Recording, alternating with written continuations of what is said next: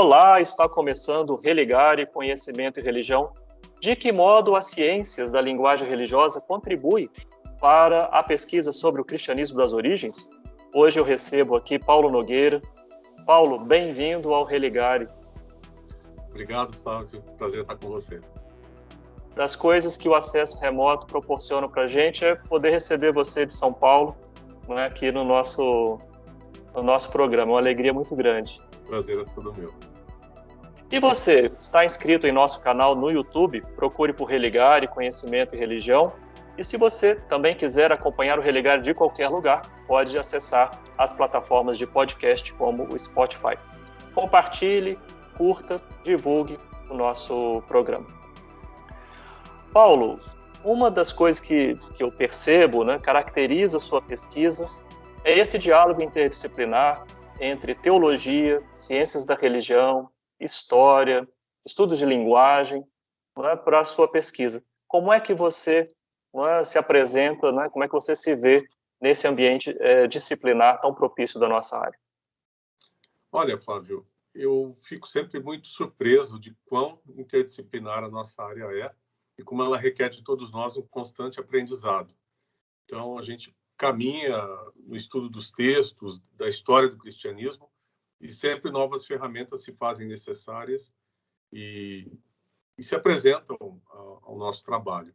Eu venho da teologia, né, sou formado em teologia, com doutorado em teologia, mas eu atuo já há quase 3 décadas em programas de ciências da religião, e tudo isso exigiu de mim uma reconfiguração da minha formação tradicional, né? Claro que a teologia ela é também interdisciplinar. Ela requer, então, estudos de história, de filologia, de hermenêutica, filosofia, mas as ciências da religião têm uma pegada ainda mais interdisciplinar, me parece, uma vez que a gente precisa estudar os fenômenos religiosos na cultura e na história. Então, a partir daí, o aprendizado tem sido constante.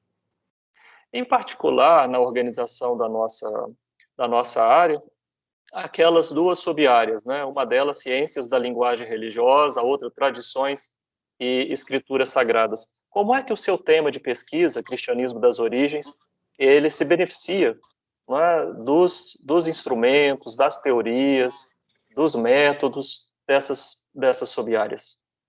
Então, Flávio, realmente, os estudos bíblicos, ou estudo de origens do cristianismo, ele está localizado nessas duas áreas.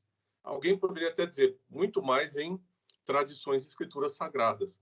Mas eu me disciplinei, desde que foi criada essa árvore do conhecimento, no CNPq, a colocar sempre ciência da linguagem religiosa, como vamos dizer, como um desafio pessoal e uma contribuição também à nossa área de conhecimento, no sentido de que a gente entenda o fenômeno religioso como parte da cultura e da história.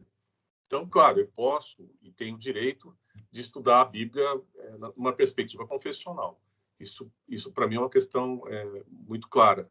Mas a Bíblia também perpassa a cultura e a história do Ocidente.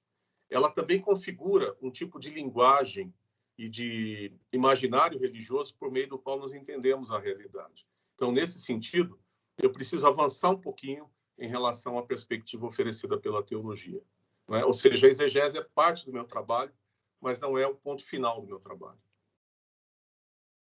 Falando sobre o seu tema, né, cristianismo das origens, né, quantos e quais foram esses cristianismos, né, das origens? Pois é, essa é uma questão que a gente estuda muito e nunca consegue responder, porque são muitos cristianismos, né? Ou seja, a partir daquele primeiro grande impulso do movimento profético de Jesus de Nazaré, e sendo ele tão significativo e simbolicamente tão evocativo, muitas respostas foram dadas, né? Então, o cristianismo logo se dissemina, ainda como um grupo judaico, por todo o Mediterrâneo, e começa, então, a elaborar novas configurações culturais, produção de textos, de símbolos, de liturgias, que são tão diversos quanto as comunidades. Então, à medida que a gente vai mergulhando nos textos, os do Novo Testamento e os apócrifos, além de certas evidências históricas que vêm de amuletos e, enfim, da cultura material, a gente começa a ganhar uma sensibilidade para o fato de que o cristianismo, lá nas origens, ele era muito mais plural do que se afirma hoje, né? Então, existe um discurso das igrejas e também da sociedade que tende a dizer, puxa, esse é o cristianismo das origens, vamos imitá-lo, ou vamos voltar às origens. O que a gente descobre no Qual, nosso estudo, qual que você quer? qual delas, né? É. E a gente percebe que o voltar às origens é muito mais um discurso contemporâneo do que sobre as origens, propriamente dito. Então, eu acho que a gente faz um trabalho, além de academicamente muito fascinante, vamos dizer, muito surpreendente, também nesse sentido de descentrar esse discurso de que existe uma origem e que essa origem um pouco tem a cara das pessoas que a buscam, né? Precisamos ampliar esse contexto. Tem, assim, um período que você identifica, assim, bom, a partir desse momento houve algum processo e considerou uma origem. Quando é que essa aparente uma origem vai se firmando e vai se consolidando? Então, essa questão ela é anacrônica, quer dizer, a consideração de que existe uma origem na origem, porque é no quarto século que se diz que existe uma origem, que essa origem ela é apostólica, ela é canônica e que tem uma configuração doutrinada unificada. Aliás, os debates cristológicos, os debates teológicos do quarto século são prova de que nem no quarto século havia toda essa uniformização que se buscava, não é? Mas o fato é que se projeta para o passado. Então, nós somos leitores do Novo Testamento por uma certa ótica dos pais da Igreja ou dos concílios do quarto século. O cristianismo primitivo ali nas origens, de fato, ele era muito, ele era muito, ele estava em processo de formação, na verdade. Ele não era institucionalmente ou teologicamente um processo concluso. Como pesquisador, você já sinalizou aí, o pesquisador, a pesquisadora do tema do cristianismo das origens, né, ele considera os textos do Novo Testamento, os textos canônicos, os textos apócrifos, você falou também em amuletos. Quais são os materiais com os quais vocês trabalham, né, para resgatar essa história dos cristianismos? Sim. É, existe uma limitação na nossa pesquisa nessa área, Flávio, que se refere ao fato de que era um grupo religioso composto de subalternos do Império Romano. Então, os primeiros cristãos não tinham templos, não tinham espaços sagrados até o quarto século. Então, nós temos que estudá-los a partir de evidências materiais que são muito escassas. Mesmo quando eu estudo amuletos mágicos, claramente cristãos, esses amuletos são tardios, são do quarto, quinto, sexto séculos. A gente imagina que no primeiro e no segundo séculos, esses amuletos tinham a mesma configuração, mas isso é uma aposta, na ausência de evidência.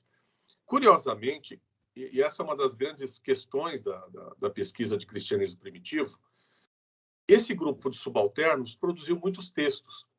Então, é uma análise de textos, de literatura, de imaginação religiosa, a partir do qual nós buscamos resgatar a configuração cultural, as categorias culturais desses primeiros cristãos e suas práticas religiosas. Então, essa contradição que nunca se resolveu na pesquisa, como é que um grupo da periferia ou das classes, né, dos grupos subalternos, produziu tanto texto? E, de fato, produziu. Talvez seja o grupo religioso no mundo antigo que mais produziu textos. Dos grupos subalternos, com certeza. Isso tem a ver com a cultura judaica que está por detrás de tudo isso e que influencia muito os primeiros cristãos.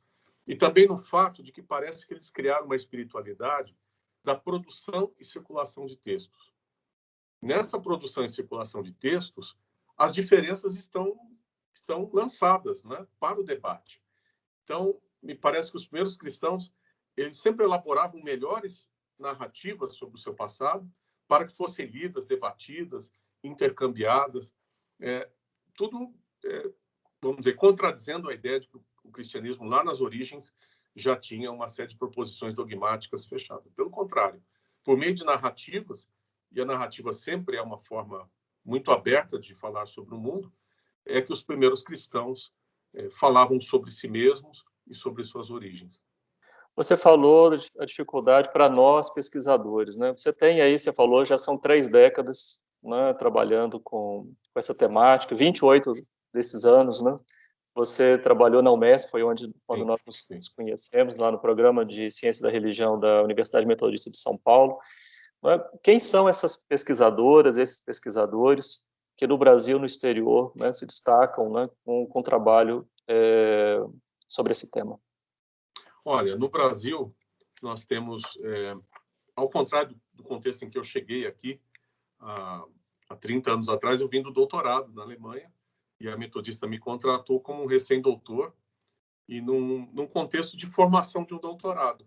Né? Então, naquela época, Milton Schwantes, entre outras lideranças do movimento bíblico, estavam criando doutorados em estudos bíblicos. Eu acho que a Metodista e a Este devem ter sido os primeiros doutorados em estudos bíblicos. Hoje, nós temos, 30 anos depois, um contexto totalmente diferente. Temos muita gente boa, doutora, atuante nas universidades, gente que produz muito, não é? E que participa de círculos de pesquisa internacionais. Assim, eu vou citar 2 ou 3 nomes só para não cometer nenhuma injustiça, mas eu poderia citar, por exemplo, a professora Ivone Heimer, de Goiânia, que é uma pesquisadora de muito renome, de muita experiência. Poderia citar também, deixa eu ver aqui, o colega Zé Adriano, da Unida, de Vitória, os colegas como Flávio Schmidt, lá de São Leopoldo, e entre tantos outros. Eu vou ficar nesses 3 nomes para privilegiar programas diferentes e regiões diferentes. Tem uma Mas equipe de dizendo que há uma trabalho. dezena de colegas na pós-graduação e agora de egressos, né? Egressos de muita qualidade, com produções realmente muito impressionantes. Eu tenho também uma rede de colegas da América Latina. Converso com o pessoal da Associação Bíblica Argentina, com colegas da Universidade Católica do Chile, em Santiago. Tenho amigos exegetas de Mendoza, enfim, de Buenos Aires. Então, há um movimento de estudos bíblicos sobre as origens cristãs, que é um movimento muito dinâmico e muito produtivo. Muito bem, Paulo. Nosso convidado deixou um conjunto de livros para o sorteio aos nossos telespectadores e às nossas telespectadoras. Então, se você quiser participar do sorteio, os livros são os seguintes: Breve História das Origens do Cristianismo, esse livro foi publicado pela editora Santuário, e também Religião e Poder no Cristianismo Primitivo, e um terceiro livro, Narrativa e Cultura Popular no Cristianismo, esses 2 últimos publicados pela editora Paulus. Se você quiser participar do sorteio, escreva para a nossa equipe. O nosso e-mail é religare@tvhorizonte.com.br. Nós vamos fazer um breve intervalo e voltamos já.